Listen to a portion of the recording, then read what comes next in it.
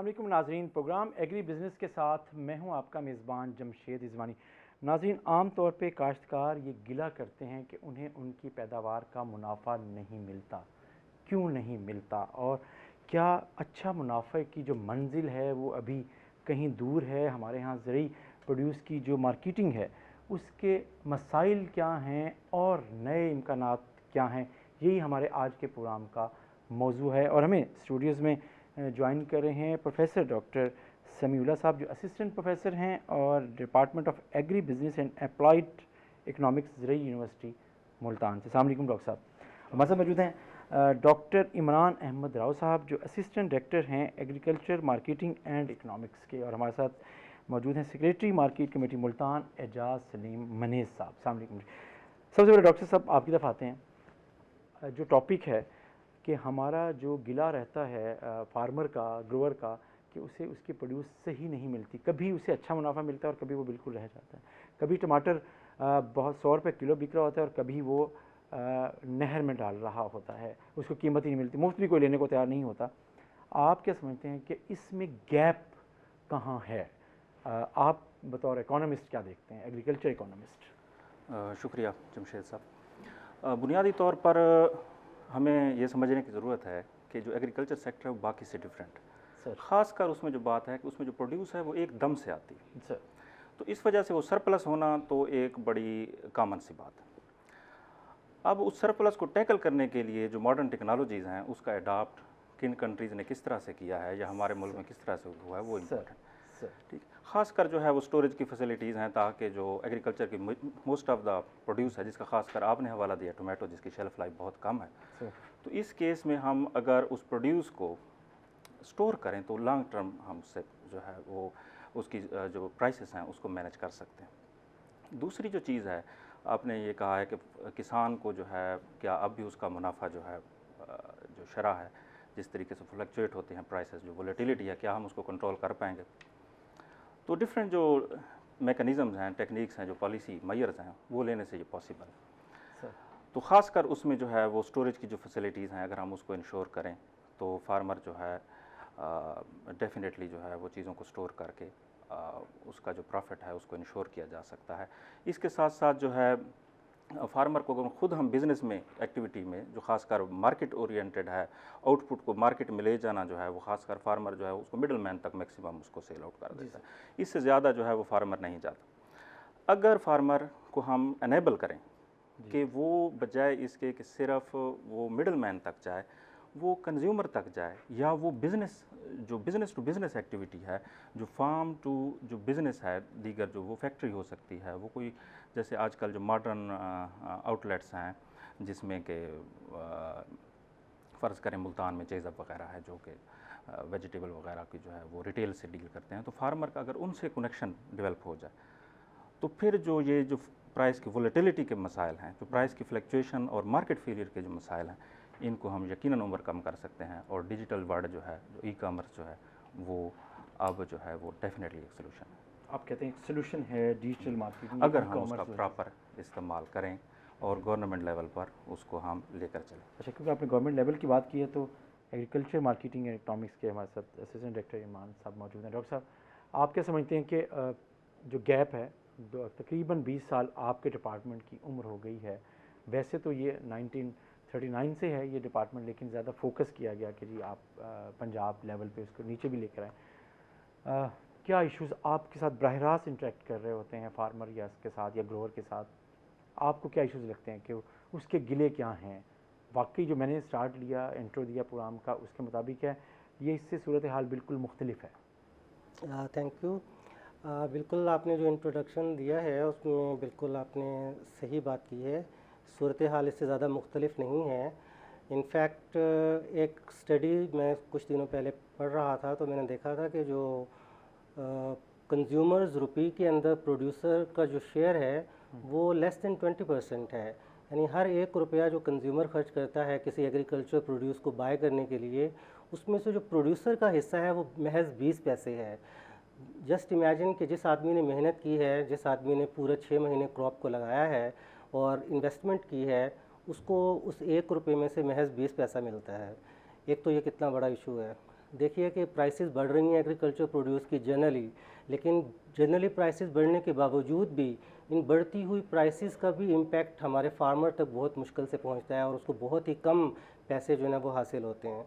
थोड़ा सी बात डिपार्टमेंट के हवाले से कर लिया जाए। ये डिपार्टमेंट इतना नया नहीं है, डिपार्टमेंट पुराना है, कॉन्सेप्ट बहुत पुराना है, पाकिस्तान से पहले से ही ये मौजूद था, लेकिन ये थोड़ा सा रीवैम्प किया गया है रिसेंट डेकेड्स के अंदर, 2 डेकेड्स के अंदर इसको रीवैम्पिंग हुई है।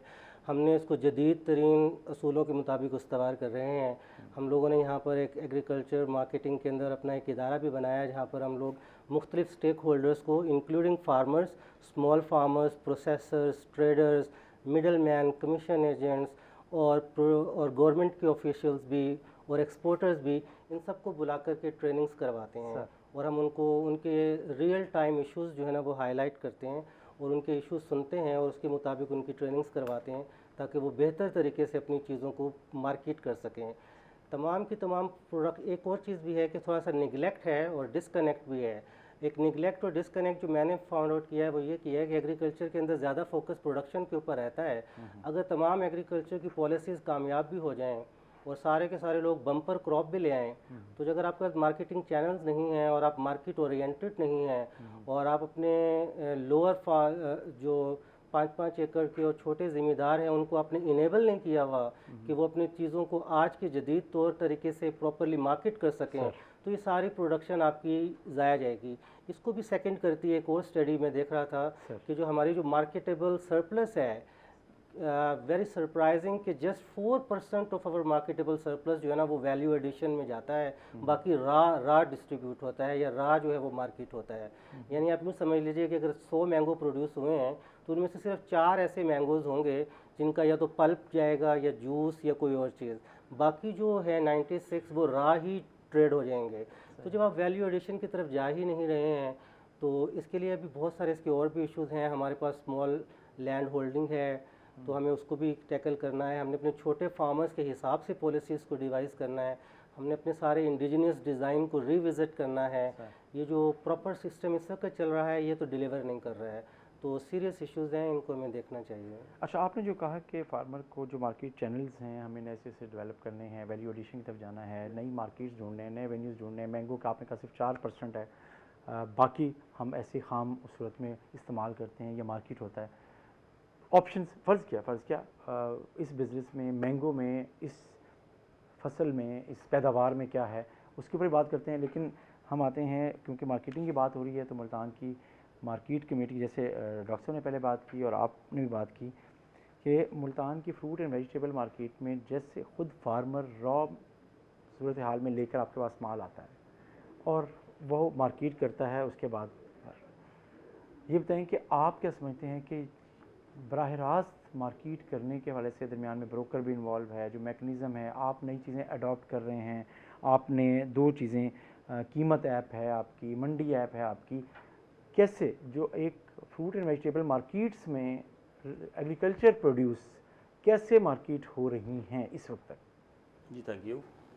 इस वक्त जो प्रेजेंट जो सूरत हाल है, मार्केट कमेटी, बिल्कुल ये बात आपकी ठीक है कि इसमें एक फड़िया या कमीशन एजेंट इन्वॉल्व होता है जब भी वो अपनी प्रोड्यूस मंडी में लेके आता है।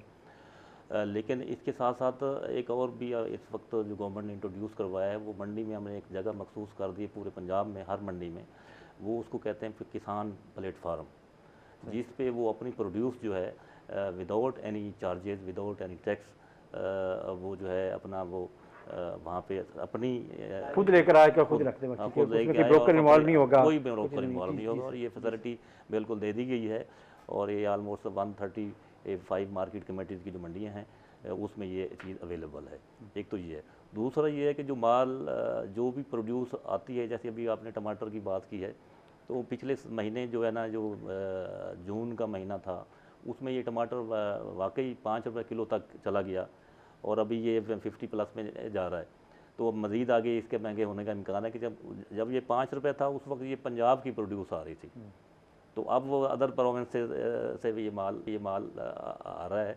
तो इस हवाले से मंडी जो है उसके अंदर वेयर हाउसेज, गोडाउन्स वो बनाए गए हैं, कोल्ड स्टोरेजेस हैं। अगर वो ज़िम्मेदार ये समझता है कि मुझे अब आज की जो ऑक्शन हुई है मंडी के अंदर उसमें मुझे बेहतर रिटर्न नहीं मिल रहा, तो वो बिल्कुल वहाँ अपने रख सकता है कोल्ड स्टोरेज में। अगर वो जिस चीज़ की शेल्फ लाइफ कम है वो बिल्कुल उसको फैसिलिटी मुहैया है। और ऑलमोस्ट हर मार्केट कमेटी में की मंडी जो है सब्ज़ी फ्रूट उसमें ये चीज़ें अवेलेबल हैं। तो एक तो वहाँ रख के जब उसको बेहतर लगे कि भाई आज ये जो है ना मुझे सेल कर देना चाहिए, तो वो उस वक्त वो अपनी सेल कर सकता है और बेहतर मुनाफा वो ले सकता है। सही। प्लस मार्केट कमेटी बिल्कुल उनको फैसिलिटेट करती है कि भाई आप आएँ, आप हमें बताएं कि आप कितना प्रोड्यूस है आपकी और कब बेचना चाहते हैं, कितने बजे आप आ सकते हैं, तो हम उसको बिल्कुल एक स्पेस एलोकेट करते हैं कि ये स्पेस होगी और फलां टाइम ऑक्शन होगी, आप अपना माल लेके और उस पर ट्रांसपेरेंट ऑक्शन के ज़रिए आपकी जो है ना वो सेल प्रोड्यूस जो करवाई जाए। अच्छा, आपने जो किसान प्लेटफॉर्म की बात की, बन गए, जी सर। आपने पॉलिसी बनाई, आपने एक इनिशिएटिव लिया, आपने, लेकिन चलें, फार्मर कितना इस्तेमाल कर रहा है, ग्रोअर कितना इस्तेमाल कर रहा है, उसका कितना फ़ायदा उसने उठाया है या नहीं? अभी वाकई वो अभी भी एक थ्रू मिडल मैन के ज़रिए ही आता है और चीज़ें करते हैं। जी सर, ये नहीं, ऐसा नहीं है, अवेयरनेस आ रही है क्योंकि ग्रोअर माल जो बरह रास्त ज़्यादातर ग्रोअर आ रहा है मंडी, बिलखसूस सब्ज़ी और फ्रूट मंडी की जो मैं बात कर रहा हूँ उसमें ग्रोअर आ रहा है और उसे ये भी पता चल रहा है कि एक स्पेस हमारे लिए रख दी गई है जो फ्री ऑफ कॉस्ट है, जिसमें कोई चार्जेस नहीं, ना कोई रेंट है, ना कोई चीज़ है। तो वो अपनी मतलब जितनी भी वो मैक्सिमम वो चीज़ वहाँ पे भेज सकता है, तो उसको वो सारी उसकी अर्निंग ही है। अगर वो अपॉर्चुनिटी ऑक्शन में जाना चाहता है तो डेफिनेट वहाँ जो प्रेस्क्राइब्ड चार्जेस हैं, रेम्यूनरेशन है, वो उनको भरने के बाद फिर उसको अदायगियाँ होती हैं। जो मैंने पहला सवाल शुरू में किया था, जो आप एक दो बात की थी, वो ये थी कि मंडी और कीमत ऐप, मैं असल में चाह रहा हूँ कि इसका फ़ायदा उठाऊँ आपकी मौजूदगी का, आप अपने नाजरीन को जो अभी भी ये यूज़ नहीं कर रहे हैं मंडी और कीमत ऐप, वो कैसे इस्तेमाल कर सकते हैं और उसका मकसद क्या है? देखिए, ये जो कीमत ऐप है ना, ये सुबह सुबह जब ये ऑक्शन आमतौर पे हो जाती हैं 8-9 बजे के करीब एग्रीकल्चर प्रोड्यूसर्स की, तो उसमें जो है ना उसको फीड किया जाता है मंडी ऐप में। उसे कोई भी पाकिस्तान से कहीं से भी उसको क्लिक करके उसको खोल सकता है और वो ये देख सकता है कि आज मुल्तान की मंडी में किसके फलां चीज़ का क्या रेट है। उसे वो एक तो अवेयरनेस आ जाएगी, प्लस वो बाज़ार में अगर कोई होल सेल रेट नहीं, उसमें रिटेल रेट होता है, रिटेल रेट होता है। होल सेल रेट भी हम दे रहे हैं। वो हमारी AMIS है, एग्रीकल्चर मार्केटिंग इंफॉर्मेशन सिस्टम के हवाले से वो एक वेबसाइट है, उसमें तमाम पंजाब की जो मंडियां हैं उसके wholesale rate daily basis पे हैं। वहाँ वो ज़िम्मेदार उसको खोल के उसमें से देख सकता है कि फ़लाँ मंडी में क्या सूरत हाल है। सही। इसके अलावा जो पंजाब ये जो ऐप है ये ग्रोअर या फार्मर के लिए सबसे ज़्यादा फ्रूटफुल है। इसके अलावा जो पंजाब की 10 बड़ी मार्केट्स हैं उसमें एग्रीकल्चर मार्केटिंग सिस्टम के हवाले से अवेयरनेस के बोर्ड लगाए गए हैं, डिजिटल बोर्ड्स। सर, तो वो ज़िम्मेदार अगर फ़र्ज़ करो वो अपना प्याज बेचने के लिए आया हुआ है, तो वो देखता है कि यार फैसलाबाद की मंडी में तो बेहतर नज़र आ रहा है वहाँ रेट और इधर मुल्तान में कम है, तो वो फैसला करने में बिल्कुल बड़ी ज़्यादा देर नहीं लगाता। वो कहता है भाई मैं तो इधर नहीं बेचूंगा, उधर तो ज़्यादा मुझे अर्निंग नज़र आ रही है। तो वो अवेयरनेस के लिए वो ये भी एक मतलब एक फैसिलिटी मुहैया की गई है और जिससे यकीन ज़िम्मेदार फ़ायदा उठा रहा है। ये फ़ायदा उठा रहा है। डॉक्टर साहब, आप क्या समझते हैं कि हमारा जो फार्मर है, ग्रोअर है, उसकी जो यंग जनरेशन है जिनको आप एजुकेट कर रहे हैं, उनको ट्रेन कर रहे हैं, वो वाकई इससे विजिलेंट है और वो वाकई इंटरेस्ट ले रहा है? क्या पोटेंशियल मौजूद है, इस पर बात करते हैं, लेकिन लेते हैं एक छोटा सा ब्रेक नाज़रीन, और ब्रेक के बाद वापस आते हैं और इस सवाल का जवाब डॉक्टर समीउल्लाह साहब से हम लेंगे। ब्रेक नाज़रीन।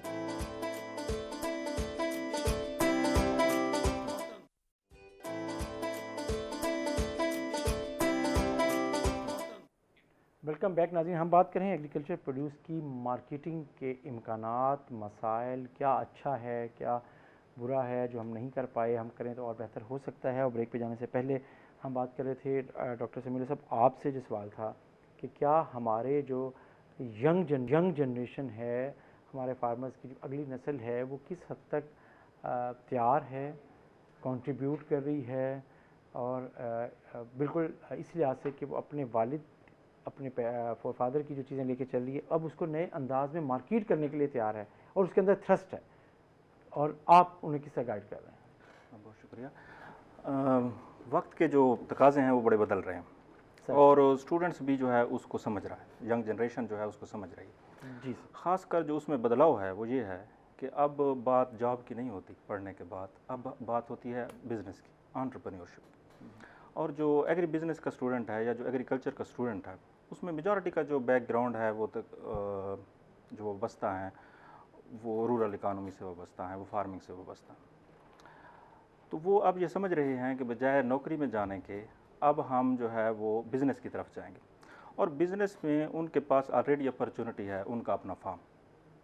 और जो यूनिवर्सिटी है, ख़ासकर प्रोफेसर डॉक्टर आसिफ अली की जो रहनुमाई में, वो अब बजाय इसके कि हम ये फोकस करें उनकी रहनुमाई में कि जनाब बुकिश नॉलेज हो, अब वो ट्रांसफार्म हम उसको कर रहे हैं तमाम पूरे सिस्टम को, कि अब बच्चा एंटरप्रेन्योरशिप की तरफ जाए। ठीक है, और यूनिवर्सिटी जो है उसके लिए फैसिलिटीज़ भी प्रोवाइड कर रही है, और वक्तन फ़वक्तन जो है मुख्तलिफ़ कंपटीशन भी करवाए जाते हैं, जहाँ पर स्टूडेंट्स जो है वो अपनी एंटरप्रेन्योरल जो एबिलिटीज़ हैं उसका जो है वो इजहार भी करते हैं। उसके लिए इनक्यूबेशन सेंटर भी यूनिवर्सिटी में कायम है, बहुत सारे स्टूडेंट जो है बिज़नेस भी शुरू कर चुके हैं। और लेकिन अब सवाल ये है कि बिज़नेस तो बहुत सारे स्टूडेंट्स ने शुरू कर दिया, लेकिन अब उस पर जो सक्सेस रेट है वो कितना है सर?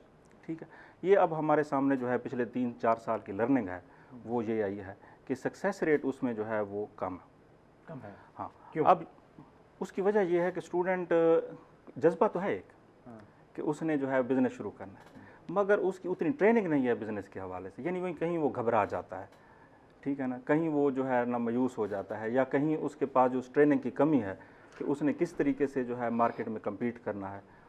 तो उसको ओवरकम करने के लिए यूनिवर्सिटी ने अभी जो है बिज़नेस इनक्यूबेशन सेंटर के साथ साथ जो है एंटरप्रेन्योरशिप लैब का जो है वो काम किया, जहाँ जिसका जो डेडिकेटेड लैब है, जिसका मकसद सिर्फ़ और सिर्फ स्टूडेंट को जो है वो एंटरप्रेन्योर के हवाले से ट्रेनिंग मुहैया करना है।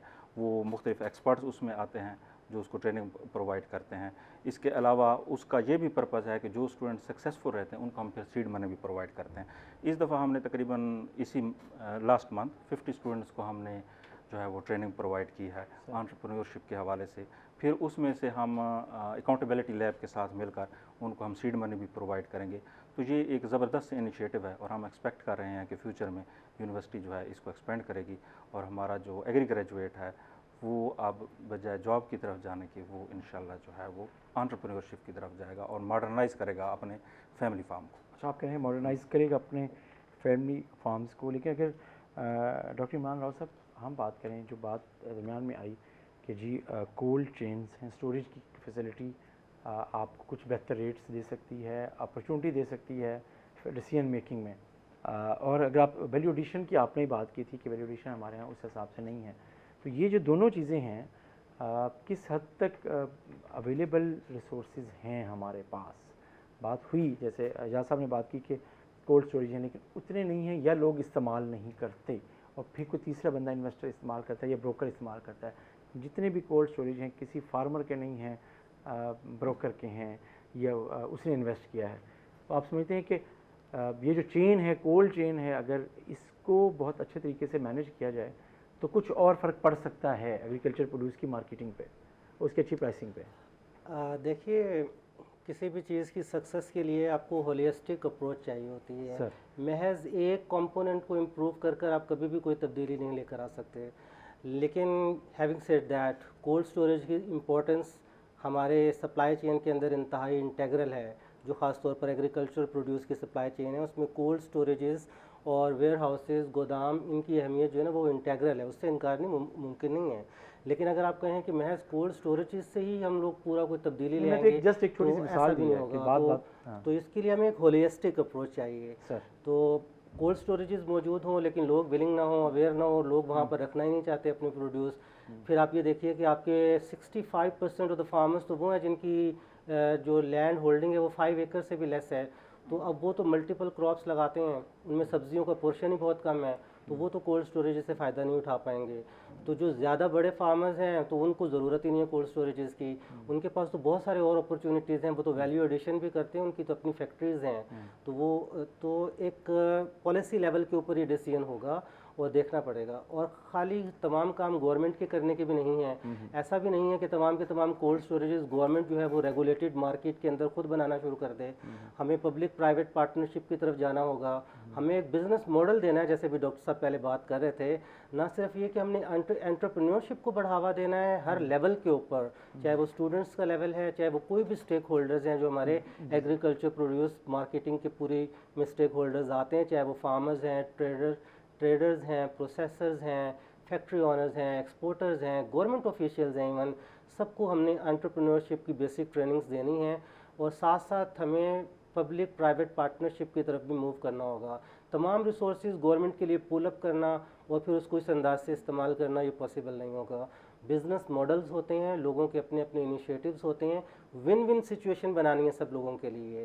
तो ये विन विन सिचुएशन हम बना सकते हैं, इसमें थोड़ी सी तवज्जो की ज़रूरत है। आपके यहाँ तवज्जो की ज़रूरत है, लेकिन अगर हम बिज़नेस मॉडल की हम बार बार बात करें, लेकिन छोटी सी मिसाल के तौर पे हम अपनी फूड एंड वेजिटेबल मार्केट में देखते हैं तो उसका जो बिज़नेस मॉडल है वो कितना एक बदला है पिछले 30 सालों में, तमाम तरह मॉडर्नाइजेशन के बावजूद और चीज़ों के बावजूद। एजाज साहब। जी जी सर, अभी जो प्रिवेलिंग जो सिचुएशन है उसमें जो चीज़ें जो एग्रीकल्चर प्रोड्यूस है वो ग्रेडिंग एंड पैकिंग में नहीं आ रही, जो स्टैंडर्ड हैं उसके मुताबिक जो फॉरेन में है उसके मुताबिक नहीं आ रही।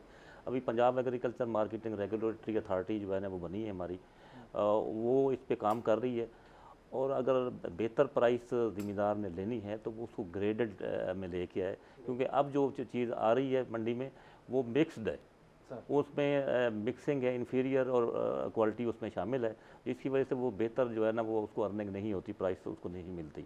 अगर वो ग्रेडिंग में लेके आएगा, जो कि अभी मेरे ख्याल में कोई 10-15-20 दिन में ये होने जा रहा है, और इंशाल्लाह उसमें अगर ये चीज़ें आएंगी तो अच्छा मुनाफा उनको मिल सकेगा। 10-15-20 दिन में क्या होने जा रहा है? ये जो ग्रेडिंग और पैकिंग के जो लॉजिस्टिक स्टैंडर्ड्स हैं, ये उसमें इम्प्लीमेंट होने जा रहा है। और क्या हमारा फार्मर या हमारा ग्रोअर तैयार है इसके लिए? हाँ जी, नहीं यकीनी बात है, उसको अवेयरनेस भी साथ साथ मतलब उसके लिए ट्रेनिंग का एहतमाम अथॉरिटी जो है ना वो करने जा रही है, उनको ट्रेनिंग भी करेगी और पब्लिक प्राइवेट पार्टनरशिप को भी उसमें मतलब इन्वॉल्व किया जाएगा, ताकि उसमें पैसा इन्वॉल्व होना है, पैसे के साथ ही ये सारी चीज़ें बेहतर होंगी।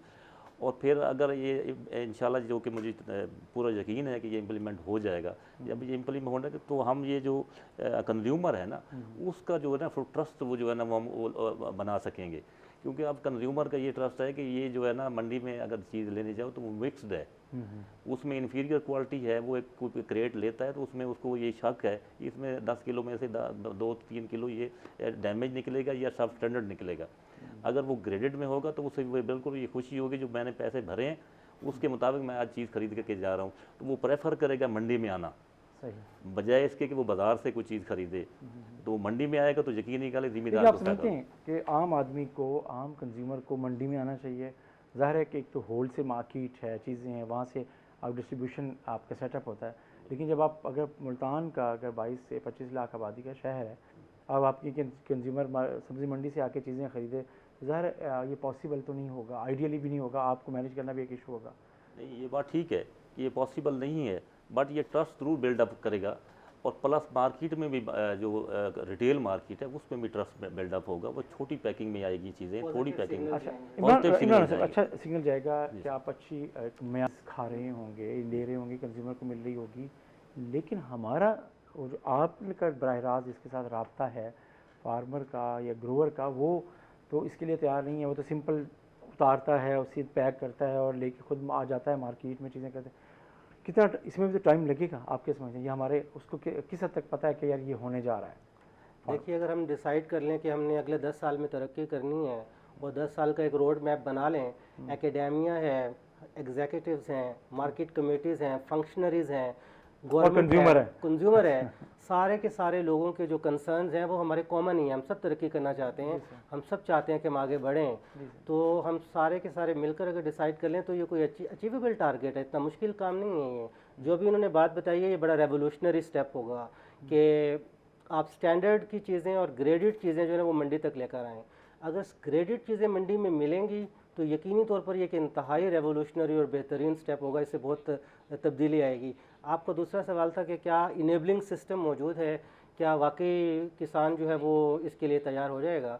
तो शायद फौरी तौर पर तो तैयार ना हो, लेकिन गवर्नमेंट की पॉलिसीज़ की वजह से, एक्सटेंशन सर्विसेज की वजह से, हमारी कन्विक्शन की वजह से और हमारी ट्रेनिंग्स की वजह से और हमारी विल की वजह से और इवन उसके अपने इंसेंटिव की वजह से उसको भी हमने ये बावर कराना है कि आपको भी इंसेंटिव हासिल है।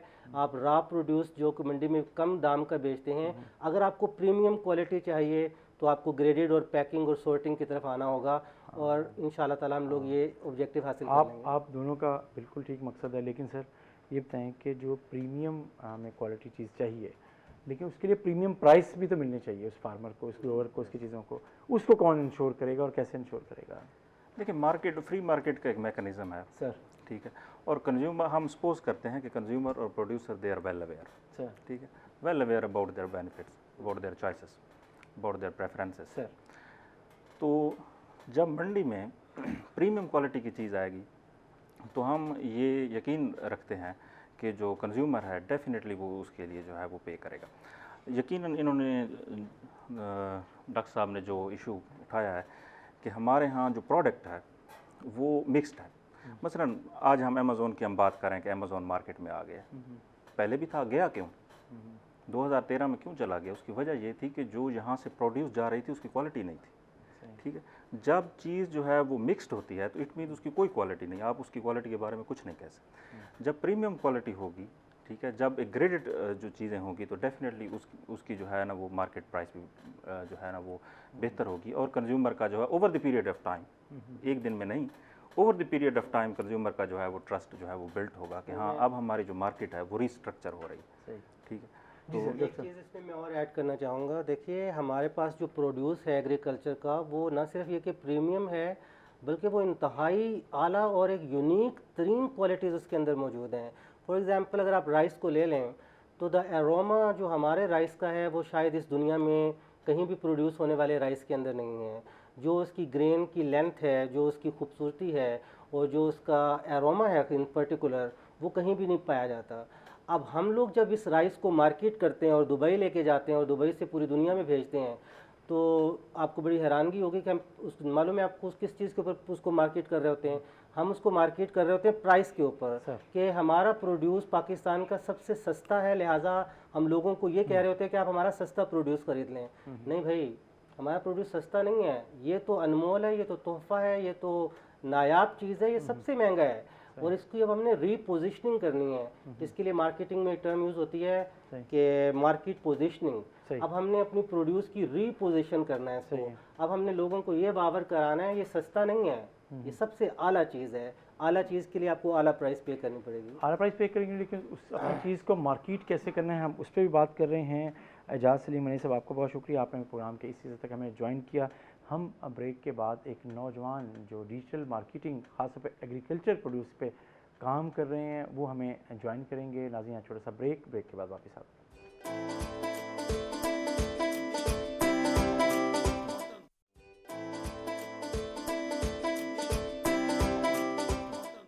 वेलकम बैक नाज़रीन, हम बात कर रहे हैं एग्रीकल्चर प्रोड्यूस की अच्छी मार्केटिंग कैसे हो सकती है, अच्छा प्रॉफिट कैसे ग्रोअर को मिल सकता है, मसाइल क्या आ रहे हैं, इम्कानात क्या हैं। और अभी ब्रेक पे जाने से पहले हम बात कर रहे थे कि हम उसके जो मुख्तलिफ पहलुओं पे गौर कर रहे हैं, तो उनमें से एक पहलू ये भी है कि आजकल जो डिजिटल मार्केटिंग का दौर है, ई कॉमर्स का दौर है, तो उसमें क्या एग्रीकल्चर प्रोड्यूस की मार्केटिंग को और किस तरीके से एनहांस किया जा सकता है और क्या क्या।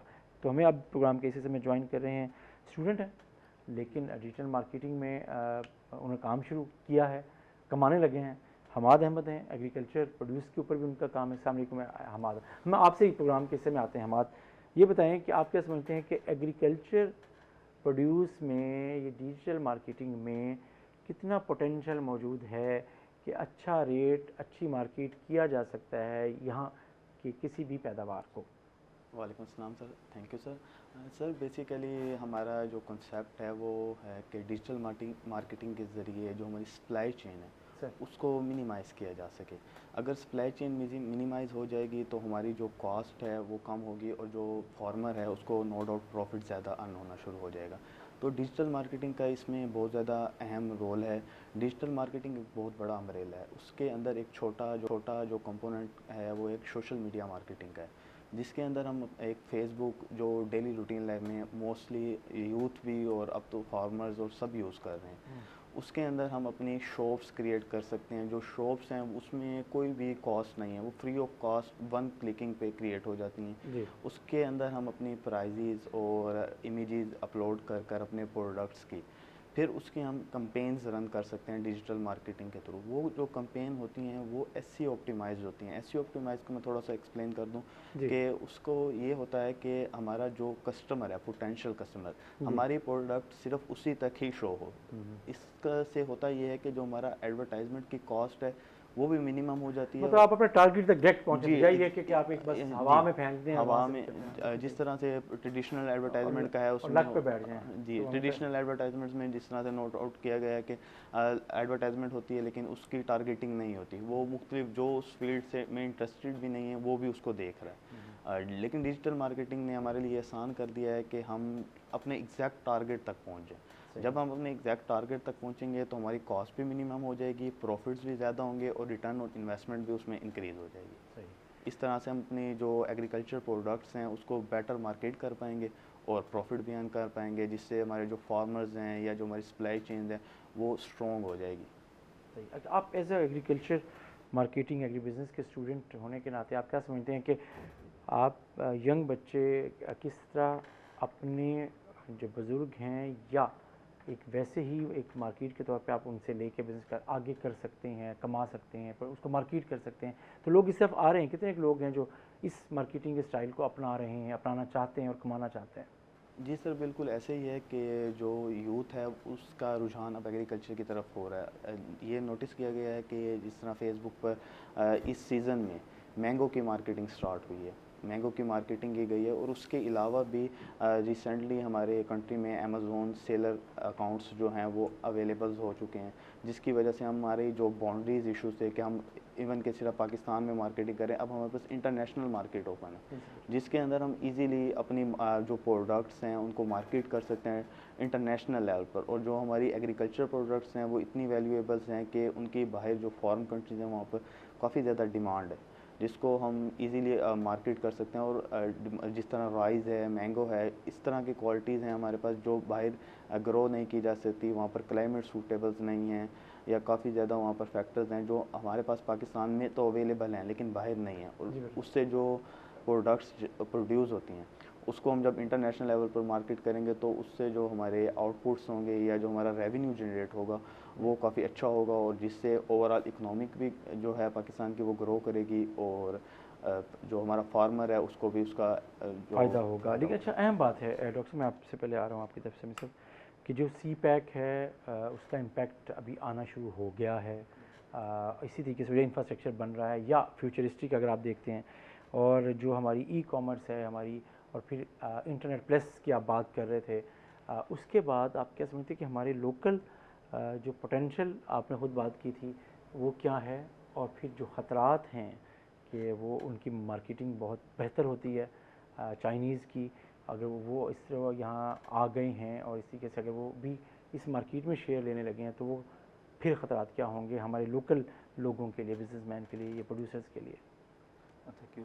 सबसे पहले तो बात है अपॉर्चुनिटीज़। सर, जो CPEC है वो अपॉर्चुनिटीज़ का नाम है हर एक सेक्टर के लिए और ख़ासकर एग्रीकल्चर सेक्टर के लिए। जहाँ लॉजिस्टिक का बहुत बड़ा इशू था, ट्रांसपोर्टेशन जो है वो बहुत बड़ा इशू था, वो द पैसेज ऑफ टाइम अब रिजॉल्व हो रहा है, ठीक है। और उसके साथ साथ जो है हमारे साथ जो है और जो अपॉर्चुनिटीज़ हैं वो इकोनॉमिक जोन जो हैं वो डेवलप हो रहे हैं, और जिसमें हम ये एक्सपेक्ट कर रहे हैं कि जो वैल्यू एडिशन के हमारे जो इश्यूज़ हैं वो इंडस्ट्री के आने की वजह से वो भी रिजॉल्व होंगे। तो फार्मर के लिए ऑफ कोर्स इसमें अपॉर्चुनिटीज़ हैं, लेकिन उसके साथ साथ जो है जिस मार्केट के साथ हम कनेक्ट होने जा रहे हैं वो बहुत एक बिगर मार्केट है और एक जो है ना दुनिया की लीडिंग मार्केट है। और उस मार्केट की खूबी ये है कि वो तमाम की तमाम डिजिटल है, ठीक। तो अगर हमें कम्पीट करना है जो है आपको भी कह रहे हैं वो हमारे लोगों के लिए तो मसला है। डेफिनेटली, लेकिन चैलेंज है। अगर हम इसको एक्सेप्ट कर लेते हैं और अपने फार्मर को जो है वो ट्रेन करते हैं और उनको वो अपॉर्चुनिटीज़ प्रोवाइड करते हैं कि फार्मर जो है वो डिजिटल जो वर्ल्ड है, जो ई-कॉमर्स है, उससे फ़ायदा उठाए, तो ऑफ कोर्स फिर ना सिर्फ फार्मर हमारा जो मिडल मैन है और इस तरह के जो दीगर इंटरमीडिएट्स हैं उनको ओवरकम करके डायरेक्ट मार्केट के साथ यहाँ मुल्क के अंदर और मुल्क के बाहर भी वो कनेक्ट हो सकता है। ख़ासकर जो बिगर हमारे फार्मर्स हैं वो डेफिनेटली जो है वो एक्सपोर्टर भी बन सकते हैं एट द सेम टाइम।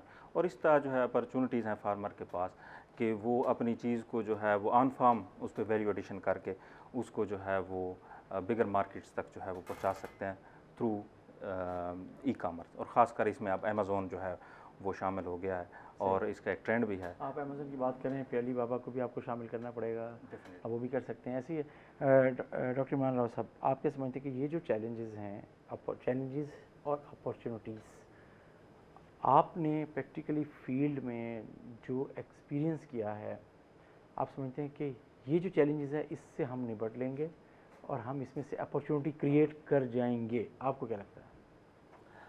जी बिल्कुल पॉजिटिव होना चाहिए इंसान को। मैं बिल्कुल पॉजिटिव बात करूँगा। बिल्कुल हम लोग ना सिर्फ हमारे पास इतना पोटेंशियल मौजूद है कि हम इन चैलेंजेस से निकल जाएंगे, बल्कि हम इंशाअल्लाह ताला इस फील्ड के अंदर एक्सेल करेंगे। हमारे पास तमाम पोटेंशियल मौजूद है कि हम इन चैलेंजेस को ओवरकम करते हुए अपने रीजन के अंदर एक्सेल कर सकते हैं। चैलेंजेस से निकलना एक बात है और एक्सेल करना एक बात है। पोटेंशियल हमारे पास दोनों चीज़ों के लिए मौजूद है।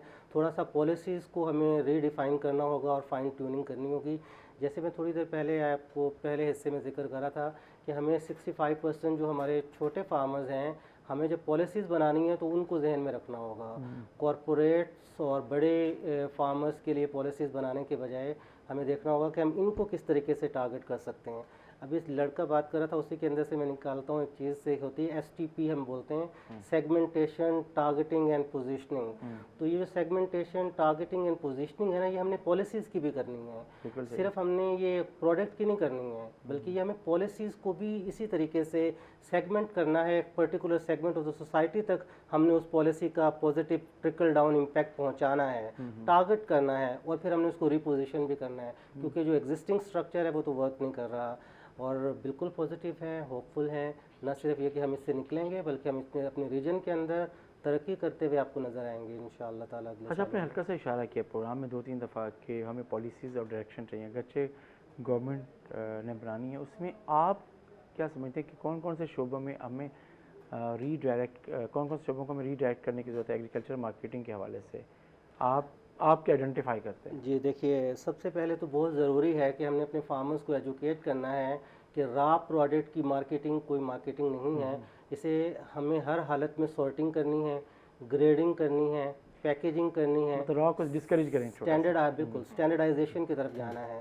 पहले हिस्से में बात हो रही थी कि आइंदा से पामरा जो है वो इस चीज़ को इन्फोर्स करने लगा है कि हम लोग आइंदा से मार्केट के अंदर वो प्रोड्यूस एक्सेप्ट करेंगे जो कि स्टैंडर्डाइजेशन के ऊपर पैक्ड होकर ग्रेड होकर आएगा। सारी दुनिया में मलेशिया, इंडोनेशिया, मुस्लिम कंट्रीज़ हैं, अगर आप वहाँ पर भी चले जाएं तो वहाँ पर भी पैकिंग तरीके से ग्रेड होकर सामान मंडी तक पहुँचता है।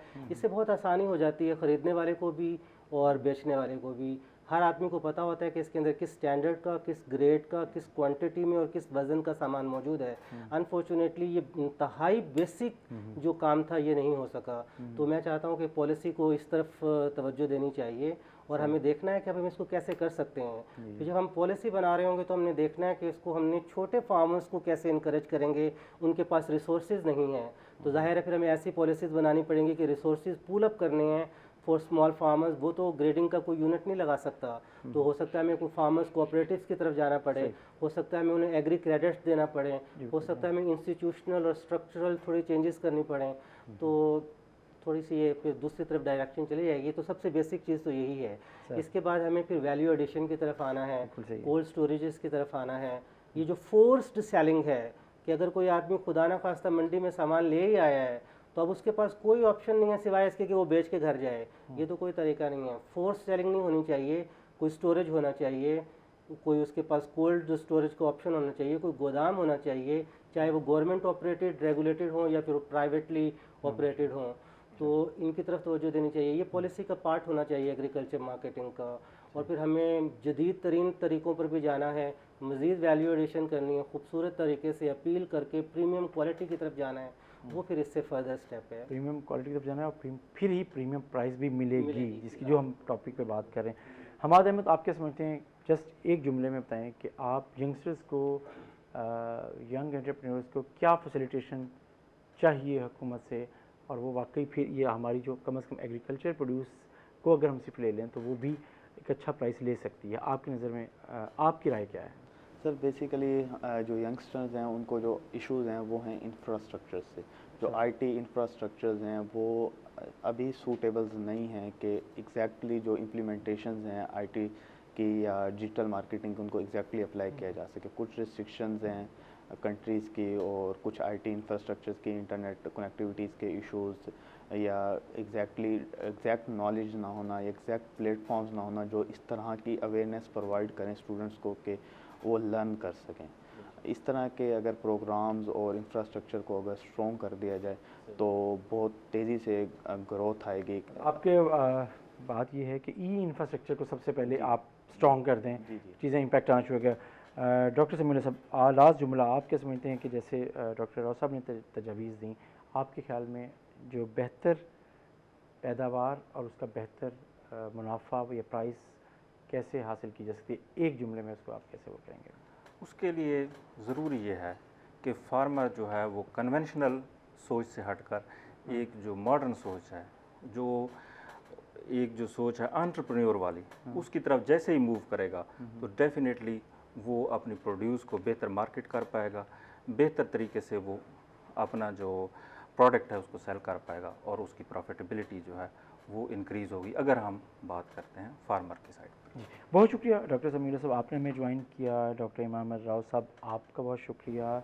हमाद अहमद, आपका शुक्रिया। और एजाज अली मनी साहब ने हमें ज्वाइन किया था प्रोग्राम के पहले हिस्से में, उनका बहुत शुक्रिया। और बात सिर्फ यही है कि अगर आपने एग्रीकल्चर प्रोड्यूस की अच्छी प्राइस लेनी है तो फिर वही कि उसकी वैल्यू एडिशन, स्टैंडर्डाइजेशन, उसकी ग्रेडिंग, ट्रेसिबिलिटी, ये सब चीज़ें, और फिर पॉलिसी लेवल पे हुकूमत को एक इस तरीके से तरतीब देनी है कि अगले 10 सालों में उसको ट्रैक को फॉलो किया जा सके, ताकि मॉडर्न टेक्निक्स के मुताबिक डिजिटल मार्केटिंग को इस्तेमाल करते हुए हमारा आम फार्मर भी ज़्यादा मुनाफा कमा सके। इसके साथ ही नाज़रीन, अपने मेज़बान जमशेद इज़वानी को इजाज़त दीजिए। अल्लाह हाफिज़।